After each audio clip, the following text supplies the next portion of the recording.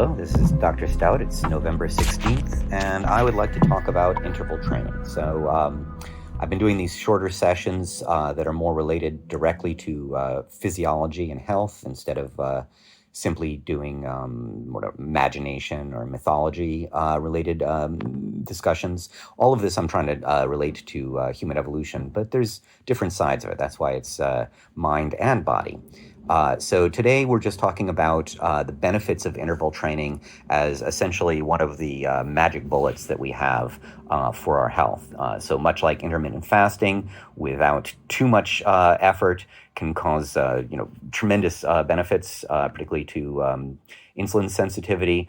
Interval training also has similar benefits. So interval training is short bursts of intense exercise within a lower intensity workout. So you do a 30 seconds or a minute of very high intensity work, followed by 30 seconds or a minute or even 2 minutes of resting, and then you do it again. So you do this several times for a total of 20 minutes or half an hour, and that's interval training.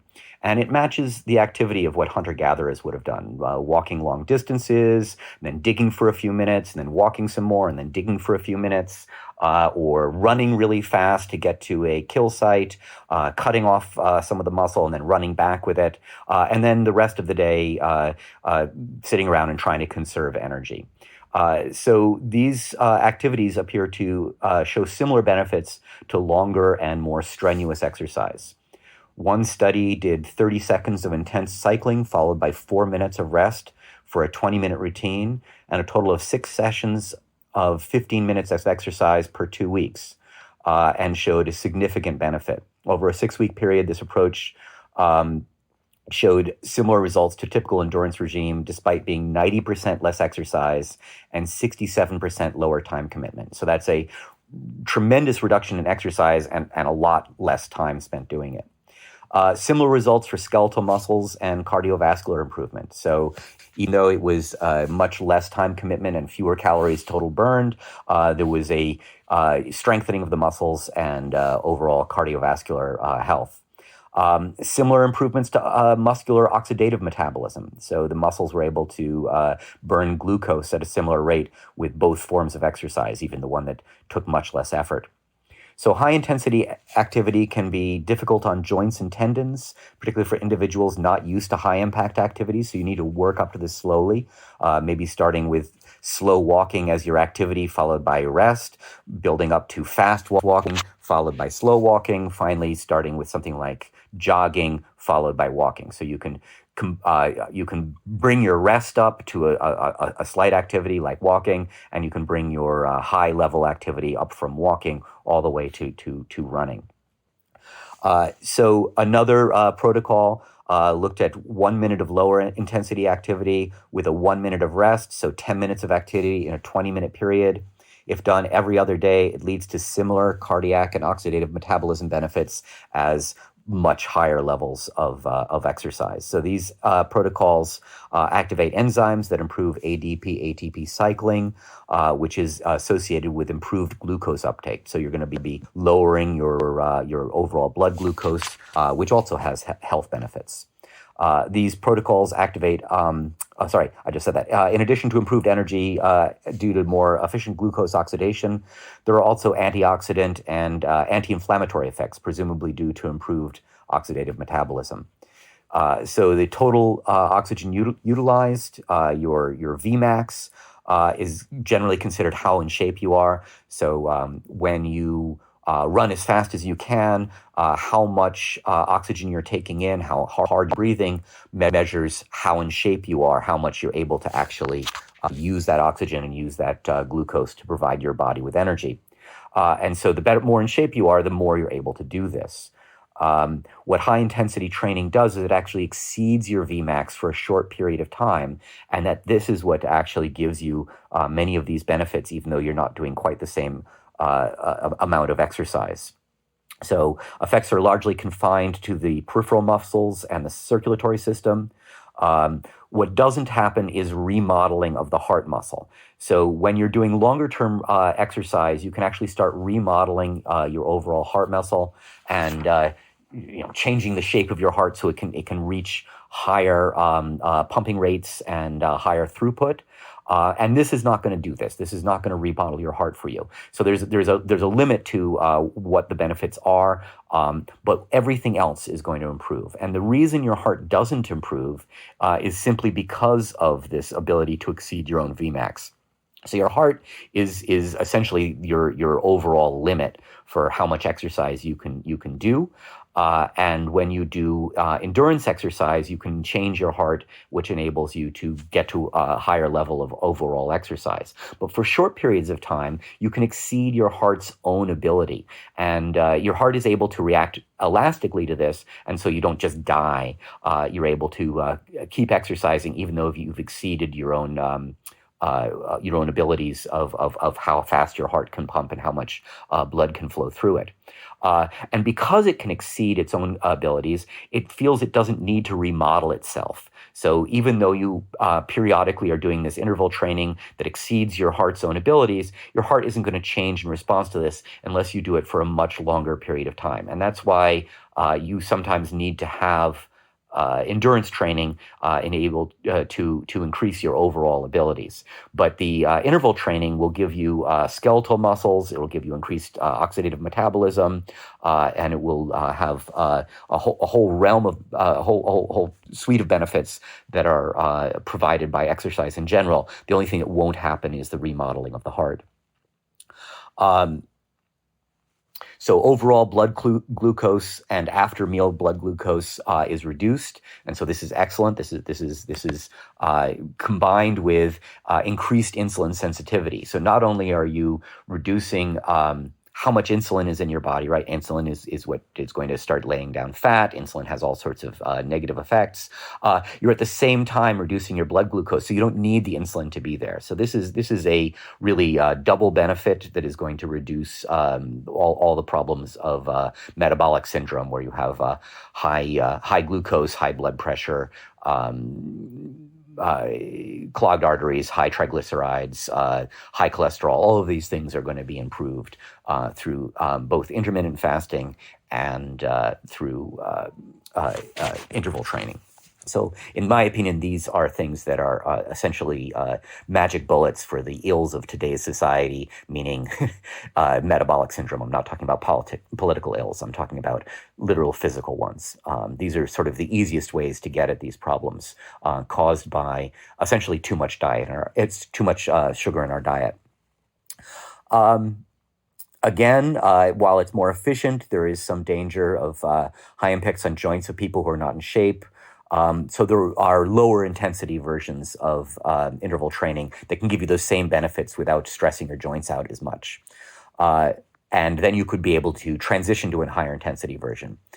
In elite athletes, at the other side of things, 12 30-second bursts at above peak capacity, 175% Vmax, we're able to replace 8 4-minute sessions at 85% maximum capacity. So think of that, 12 30-second bursts. So that's a total of 6 minutes, replaced 8 4-minute sessions at a lower intensity.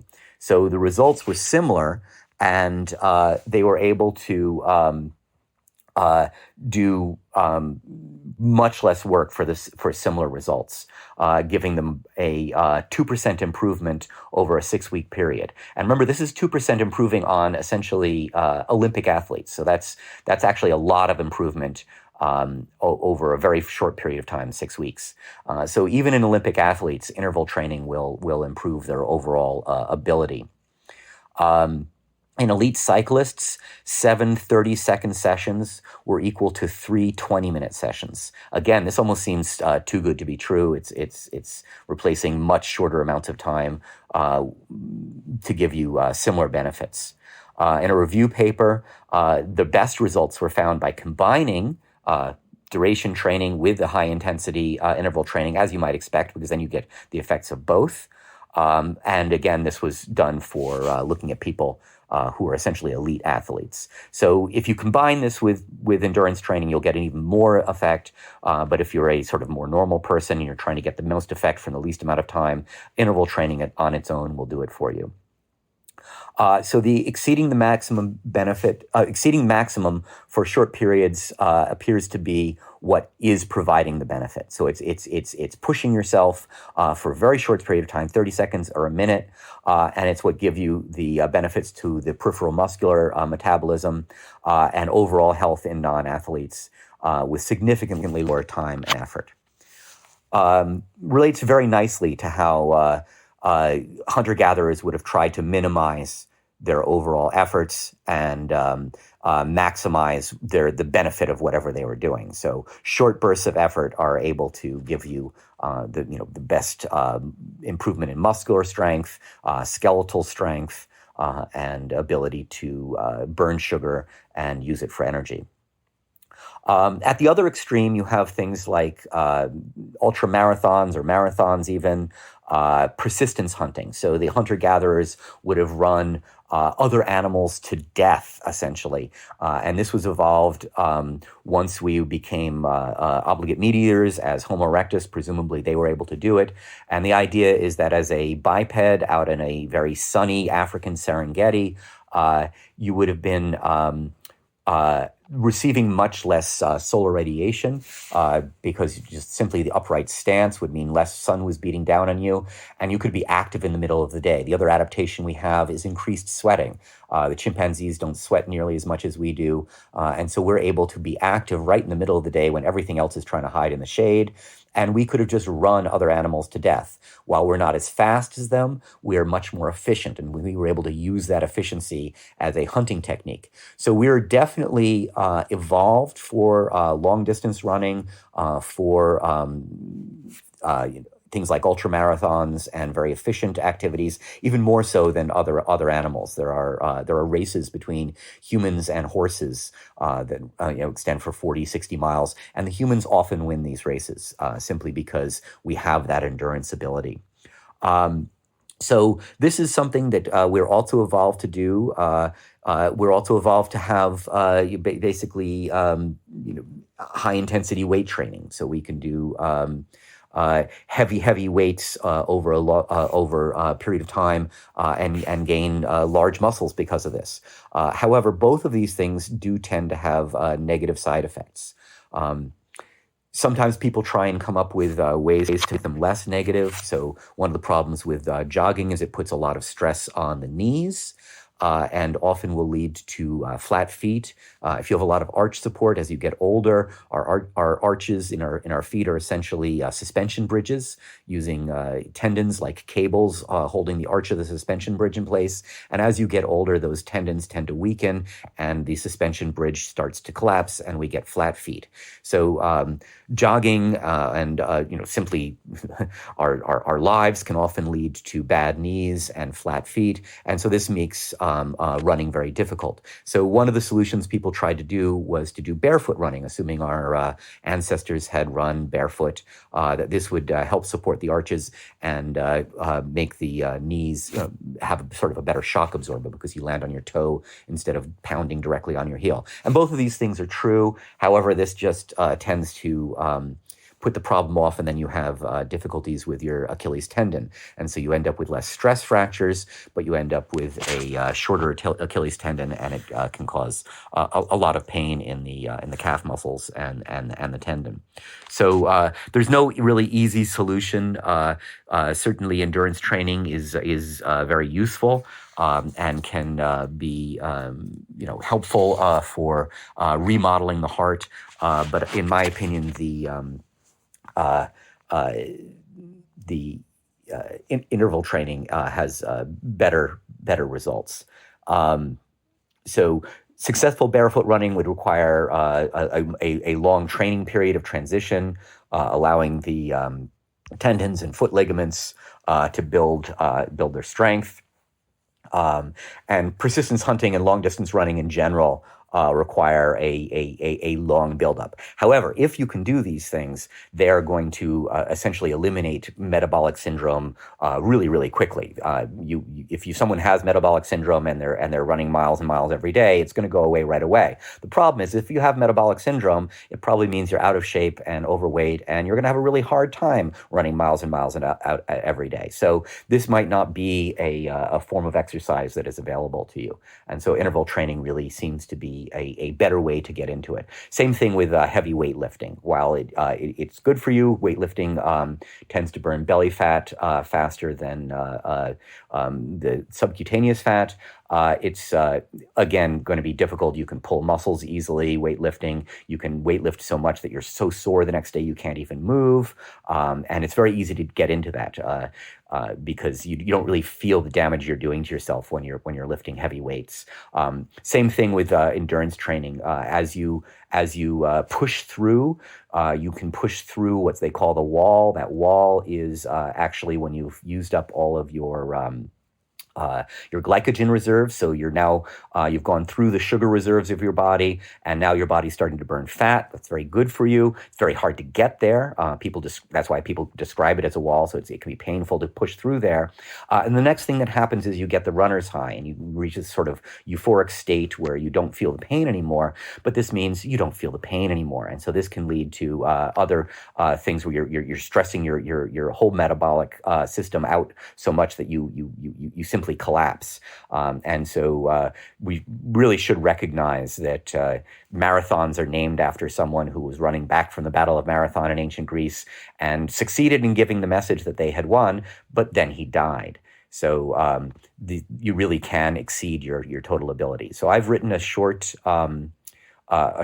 system of exercise that I've included with this post for intermittent training, and I've done it pretty on the high end of what exercise should be.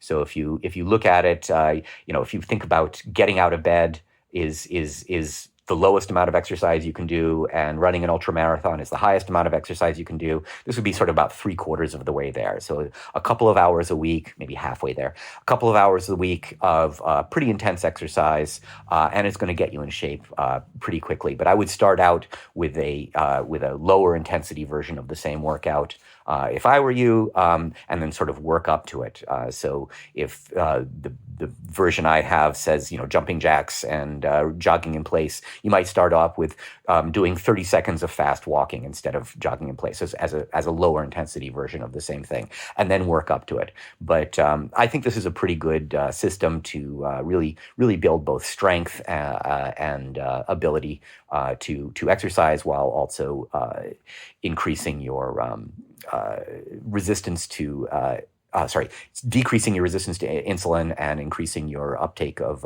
glucose. So I think it would combine very well with intermittent fasting, for example. All right, thank you very much. I will do more mind and spirit related talks next time. Thank you.